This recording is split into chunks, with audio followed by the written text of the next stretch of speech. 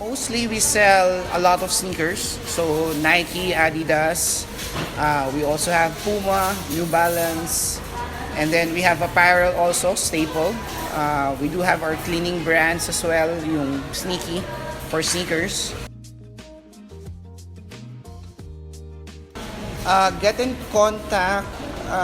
Well, before when I started Sneak Peek, of course, meron yung mga initial meeting with them. Like, kunyari, Nike, we send, of course, we try to introduce ourselves. We do a brand briefing with them. Initially, syempre, you need to introduce your company, what brand are you working with, ganyan, or what store, and then you meet them. Ngayon, usually is we meet on a very regular basis. Like for example, for Nike, we have quarterly trade shows where Nike presents to us products in the coming seasons. So, that's where we order also. Or actually, hindi man on the spot, but that's where the presentations happen. And then, although we meet on a quarterly basis, I think all of them I meet at least once a month. At least once a month pa rin. Kasi we do work with a lot of marketing initiatives like releases, campaigns, yung social media post lang, hindi lang naman basta-basta post yun. There's also planning involved. There's also targets involved. So, yun yung mga pinag-uusapan din on a weekly basis.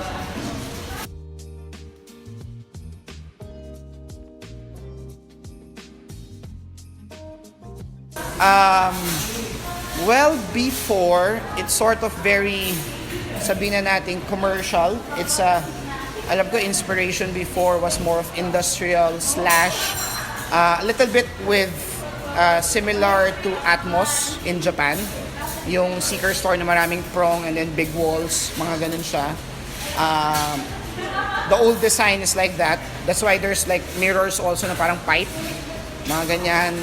Tapos medyo parang steel yung gilid niya, yung mga tile color niya.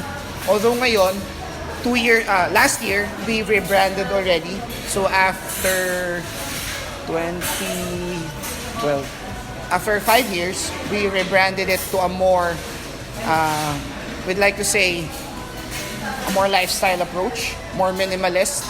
Well, the design is more sort of Old English, like wooden floors, white bricks, white and black bricks in terms of wall and finishing.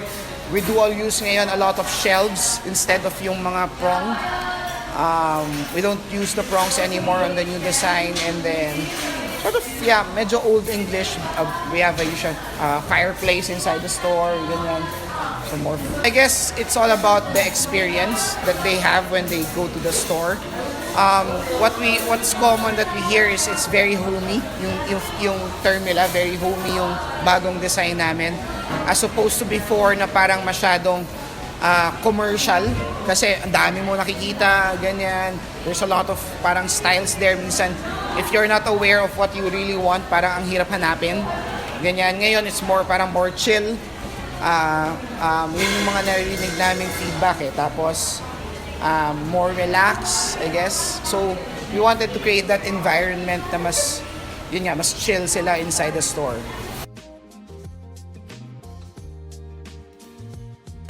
Rules and guidelines, yeah, meron naman. There are basic ones. There are more tailored to the brands. More basic ones for us is we usually work with a visual merchandising guideline. For example, our pairs, we usually display light to dark. Kunyari, let's say, if you have one wall, which is Nike, usually, let's say, kunyari, meron kang 4 na Vapor Max or 5 Vapor Max there, you display it light to dark, light on the top, darkest on the bottom. Usually display also smallest pair on top, larger pairs on the bottom, mga ganyan. Usually display on a per brand as well, so that you don't confuse your customers. It's easier to select. Within the brands, you try to group similar styles together, of course. Ayaw mo na kunyari, may Vapor Max, may Epic, may Flyknit, may Air Force, magkakahalo in one. Diba? You want to have all the Air Forces together, ganyan. So there are those. There's also a more tailored like guideline. Kunyari with us, with Adidas usually is bawal mag-display if it's not parang past the embargo date. For example, there's a Yeezy release. Bawal yun din i-display yung Yeezy ahead of the release date. So mga ganon. Even posting on social media, there's also that we call an embargo date. So for example, ang release is kunyari end of October 30. The embargo date would be like until October 25. So you can only display the pairs on or after October 25. Ganyan.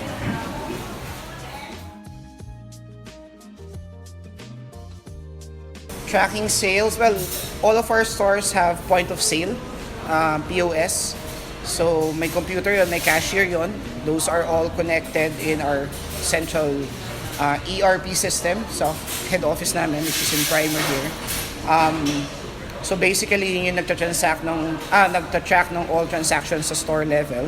Although kami, in retail, we work with a lot of reports as well. So meron pa yung other reports such as sell-throughs, inventory management, foot traffic, mga ganyan. So in terms of that, we usually work with a lot of reports.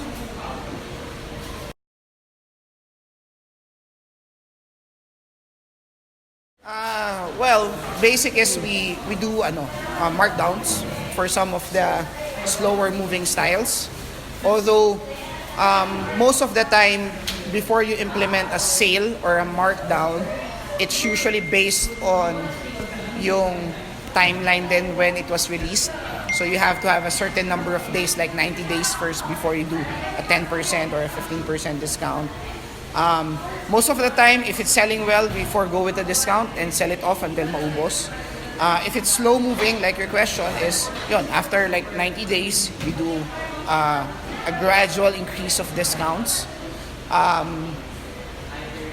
In terms of like what we call obsolete products or obsolescence, that's usually after 1 year.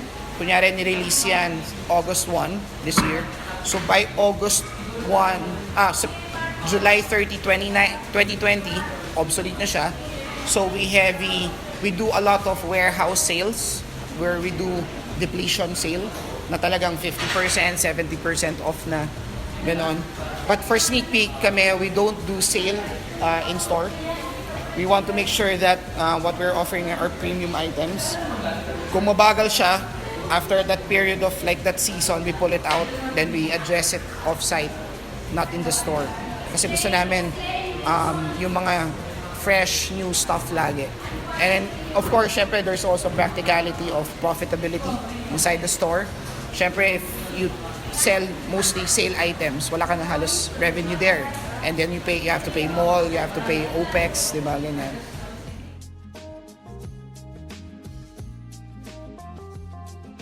Well, it's very fast-paced. Retail kasi, like for example, we deal with a lot of seasonality sa products namin. So, usually, kunyari, spring, summer, fall, holiday. So, usually, mabilis yan. It goes through a lot.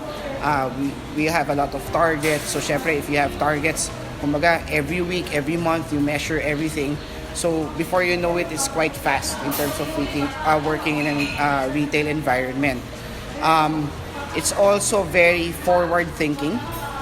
Kasi for example, ngayon, let's say to give an idea, this is Q3, di ba? We're in Q3 of 2019.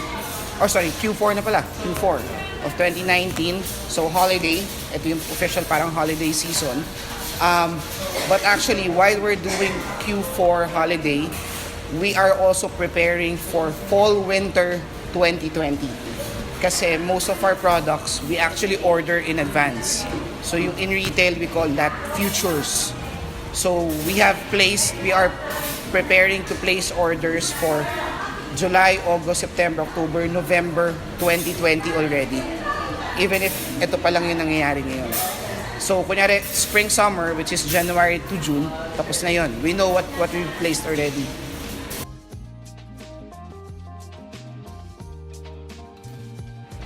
It made it more competitive, more efficient, more profitable but very competitive as well. Before kasi parang without like social media, parang you're dependent on the number of foot traffic that goes to your stores. So the more stores you have, the more chances you are of selling more. Ngayon, it's not about that. With social media, the first you are to claim it, the first you are to post it, and the more relevant you are to your market, that's how efficient sales would be also for your store. Di ba ngayon, di ba, social media, it's algorithm-based. Hindi naman yung most recent. So the more you have the better your engagement rate is with your customers, the more visible you are to them, di ba? So with that, the more visibility equates to more, at least potentially more sales on the store side. So kahit isang store ka lang, if you're very relatable on social media, you're very active on social media, and your customers interact with you more often, talagang you can really churn out more sales. Mag-expand ka lang dyan later on kasi nga accessibility na ng customers mo if you're like one store lang compared to 10, di ba?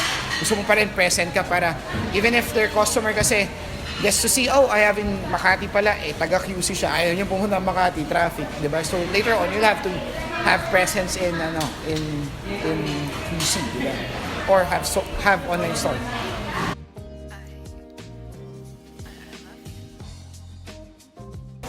Well, you have to be good at numbers or with numbers. You have to like numbers kasi as we say nga in our company, retail is detail. So you have to be meticulous with your numbers. You have to know your products. You have to be, sabihin na natin, intimate with your brand. Like kunyari, I work with a lot of sneakers. So I myself is a sneakerhead. I own at least 100 pairs of sneakers. Vapor Max lang, I have 6, for example. Yeezy, I have 3. Di ba? Mga ganyan. So, you have to be very, very,